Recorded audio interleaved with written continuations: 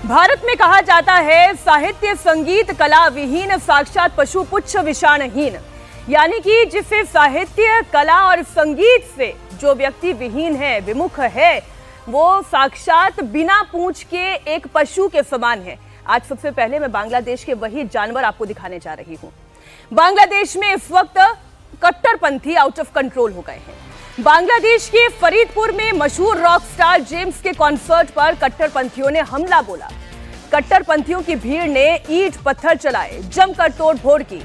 वहां पर मौजूद फरीदपुर जिला स्कूल के स्टूडेंट्स के साथ मारपीट की गई। 20 छात्र घायल हो गए और उनकी गलती क्या थी? वो कॉन्सर्ट करने के लिए, कॉन्सर्ट सुनने के लिए, संगीत एंजॉय करने के लिए वहां पर पहुंचे थे। ये उनकी गलती थी। कट्टरपंथियों के हमले की वजह से वहां अफरा तफरी हो गई और हालात इतने बिगड़ गए कि जेम्स किसी तरह अपनी जान बचाकर वहां से भागे हैं। उन्हें कॉन्सर्ट रद्द करना पड़ा। जानकारी यह है कि जेम्स रात करीब 9:30 बजे मंच पर आने ही वाले थे, लेकिन कार्यक्रम शुरू होने से ठीक पहले कट्टरपंथियों ने वहां पर कार्यक्रम स्थल में धावा बोल दिया। हमलावरों ने मंच पर कब्जा करने की कोशिश की, संगीत आयोजनों, सांस्कृतिक कार्यक्रमों के खिलाफ नारेबाजी की। आप ये तस्वीरें देखें, ये हकीकत है, ये जानवर देखें आप। ব্যাপক সংঘর্ষ শুরু হয়ে গেছে দর্শক, আপনারা দেখতে পাচ্ছেন ইতিমধ্যে দুপক্ষের মধ্যে জেলা স্কুলের ছাত্ররা কিন্তু দীর্ঘ সময় তারা তাদের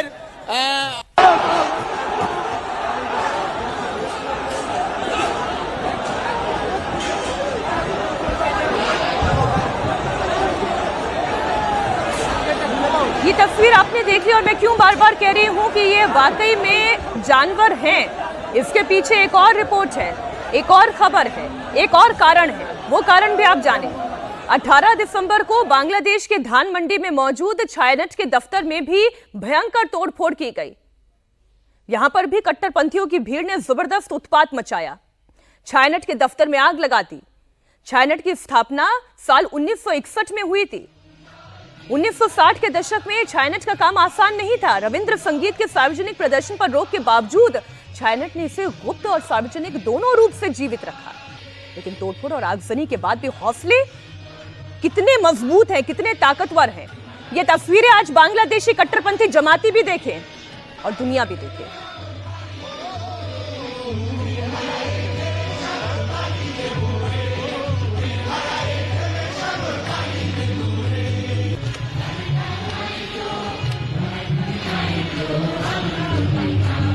सोचिए, सब कुछ जहां तबाह हो गया है, सब कुछ जल गया है, वहां पर औरतें भी खड़ी हुई हैं, वहां पर पुरुष भी खड़े हुए हैं। आप इसी तस्वीर को थोड़ा और जब आगे बढ़ के देखते चले जाएंगे, बुजुर्ग भी हैं और छोटे बच्चे भी इसी वीडियो में आपको दिखाई दे रहे हैं। ये होता है जज्बा, कला को जिंदा रखने का, संगीत को जिंदा रखने का, जमातियों के खिलाफ दम भरने का। अच्छा, बांग्लादेश में दीपू दास को ईश निंदा के आरोप में बीच सड़क पर कट्टरपंथियों की भीड़ ने मारा। अब बांग्लादेश में अल्पसंख्यकों के अधिकार की रक्षा के लिए काम करने वाली संस्था human rights Congress for Bangladesh minorities ने ईश निंदा के नाम पर हुई हिंदुओं के खिलाफ हमले और हत्याओं के आंकड़े जारी किए। वो आंकड़े आप देखिए, आपका खून खौलने लगेगा। 2024 जून से लेकर 2025 जून तक 2442 से ज्यादा हमले सामने आए हैं। माफ कीजिएगा, अभी दिसंबर तक का ये आंकड़ा है। इसमें मंदिरों में तोड़फोड़, घर जलाना, हत्या करना।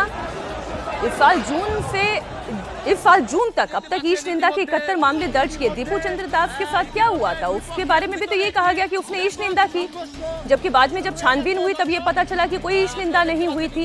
ये जमाती जो है कसाई बनकर बैठे हुए हैं।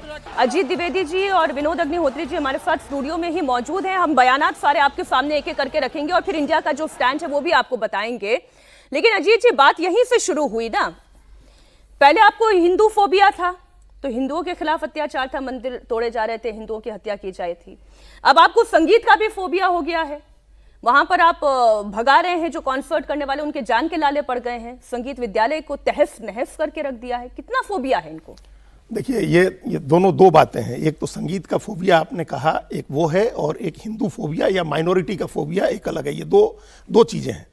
आपने एक दोहा आपने पढ़ा कि जी, एक जिससे श्लोक वो पढ़ा जी। श्लोक जो है उस एक वहाँ के जो मुसलमानों के सबसे बड़े जो बौद्धिक चिंतक हुए अल्लामा इकबाल, उनकी एक पंक्ति जब आपने पढ़ा तब हमको ध्यान आया। उन्होंने कहा है कि शमशेरो सीना अव्वल ताउसो रबाब आखिर, मतलब तलवार और भाले जो हैं वो अव्वल हैं, वो सबसे पहले होने चाहिए हैं, वाह, वाह, वाह। और गीत और संगीत सबसे आखिर में होने चाहिए, निंदनीय है, सबसे खराब है वो ताउसो रबाब आखिर, शमशीरो सीना अव्वल।